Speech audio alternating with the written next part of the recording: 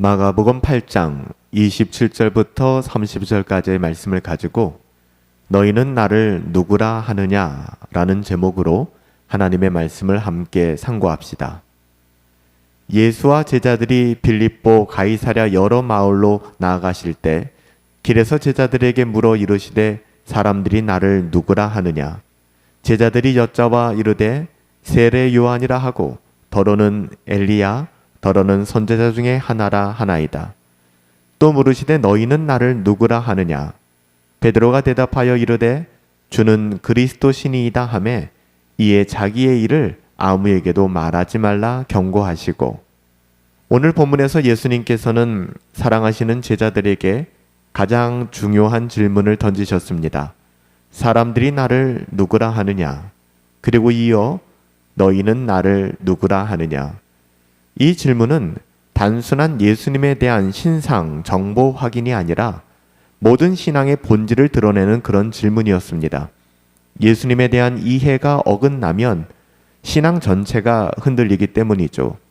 사람들은 예수님을 엘리야나 세례 요한 혹은 선지자 중에 하나라고 말했습니다.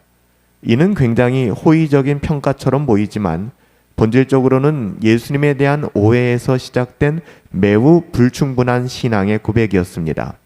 예수님을 위대한 인물 정도로만 생각한다면, 위대한 사람 중에 하나 정도로만 생각한다면 그는 예수님을 오해한 것이며 예수님으로 말미암는 구원은 상상할 수도 없게 되는 것이죠. 그래서 예수님에 대한 고백, 예수님을 누구라 고백하는가 하는 것은 굉장히 중요하고 본질적인 질문입니다. 오늘날에도 많은 이들이 예수님을 인간적으로 존경받는 스승이나 지도자 정도로 생각하거나 사랑을 실천한 4대 성인 정도로 여기는 경우가 많거든요.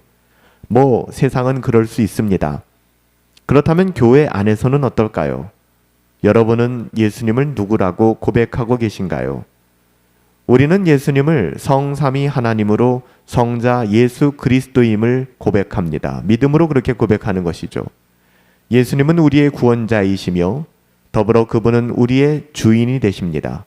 그러니까 예수님은 우리를 구원하시기 위해 이 땅에 오셨고 십자가에서 우리의 모든 죄의 값을 치르시고 부활하신 우리의 구원자라는 것이죠. 더불어 구원하신 그분은 우리를 구원하셨을 뿐만 아니라 우리 모든 삶의 모든 영역에서 우리의 주인이 되신다는 거예요. 우리는 그분 앞에서 청지기로 살아가야 되는 것이 자연스러운 것이고요. 예수님께서 함께 하시던 제자들에게도 동일한 질문을 던지셨습니다. 너희는 나를 누구라 하느냐. 다른 사람들의 고백을 인용하지 말고 너희가 들은 것을 그대로 옮기지 말고 있는 그대로 너희들이 나를 향한 고백은 무엇이냐? 너는 나를 누구라 하느냐? 이걸 물으셨어요. 내가 너희의 구원자임을, 메시아임을 너는 믿느냐? 내가 너희의 삶의 주인됨을 너는 믿을 뿐만 아니라 믿고 따르고 있느냐? 신앙이라고 하는 것은 결국 사람들이 무엇이라 말하는가가 아니라 내가 무엇을 믿는가의 문제 아닐까요? 철저히 개인적인 고백입니다. 이는 사람들에게 들려주기 위한 것이 아니라 하나님과 나 사이에서 이루어지는 아주 은밀하고 정직한 고백이죠. 베드로는 이 질문 앞에서 주저하지 않고 고백했습니다. 주는 그리스도시요 살아계신 하나님의 아들입니다. 여기에 기독교 신앙의 핵심이 있습니다. 예수님은 단순한 선지자가 아니라 하나님이 약속하신 기름 부음 받은 자, 죄와 죽음의 권세를 이기신 구원자이시며 하나님의 아들이라는 사실입니다. 이 위대한 신앙 고백은 인간의 어떠함에 근거한 것이 아니잖아요. 베드로의 판단력이나 그의 영적인 직감에서부터 나온 고백이 아니라는 것입니다. 동일한 사건을 다룬 복음서에서는 이를 내게 알게 한 이는 혈육이 아니라 하늘에 계신 내 아버지시니라 라고 분명히 증언하고 있습니다. 그러니까 참된 신앙 고백은 인간의 사유, 인간의 생각이나 경험에서 난 것이 아니라 하나님께서 열어주시는 계시의 선물이구나 라는 것을 우리는 알 수가 있습니다. 우리가 하나님을 향하여 신앙 고백을 바르게 올려드릴 때 이것은 우리의 혈육에서 난 것이 아니라 하늘에 계신 내 아버지로부터 말미암았다라고 성경은 분명히 말씀하고 있는 거예요. 하나님의 은혜로 거듭나지 않고서는 어느 누구도 예수님을 그리스도로 고백할 수 없다는 것이죠. 우리가 그리스도를 믿음으로 고백할 수 있다는 것 자체가 은혜라는 것입니다. 주님은 이 고백 위에 교회를 세우신다고 말씀하셨어요. 교회의 기초는 인간의 능력이 아니라 예수 그리스도에 대한 바른 고백에서부터 시작된다는 것이죠. 어떤 공동체든 어떤 신자든 이 고백이 흔들리면 그의 신앙은 무너질 수밖에 없습니다. 사상 누각, 모래 위에 쌓은 성에 불과한 것이죠.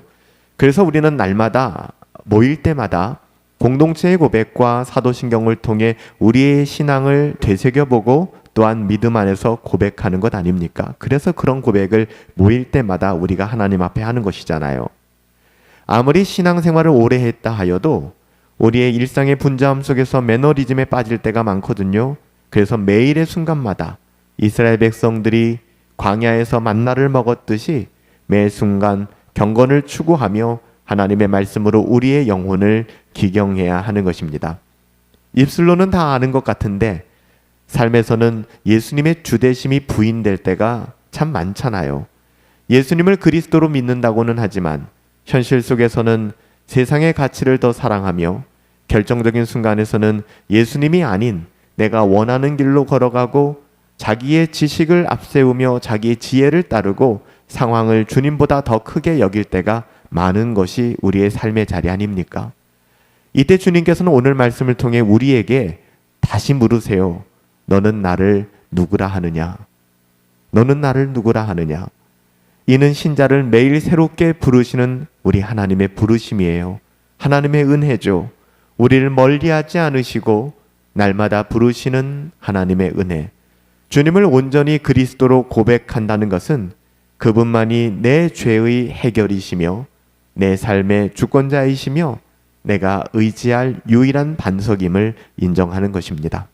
이런 믿음의 고백이 있다면 우리는 결코 세상 속에서 그 어떤 환경과 상황 속에서도 흔들리지 않게 될 것입니다. 사랑하는 여러분, 우리의 신앙은 종교적 지식의 집합체가 아니잖아요.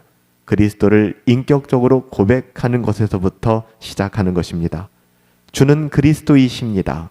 살아계신 하나님의 아들이십니다.